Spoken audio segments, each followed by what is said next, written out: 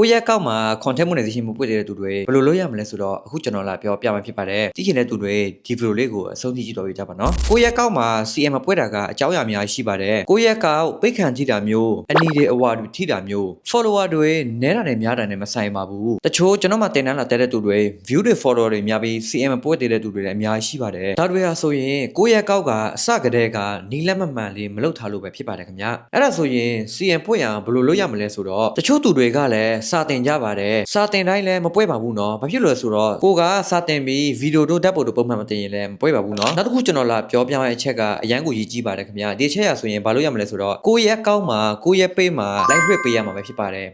လိုက်လွှဲတဲ့အကြောင်းအရာကဘာကောင်းလဲဆိုတော့ကိုရဲ့အကောက်ကိုယုံကြည်မှုရမယ် Facebook ကိုလည်း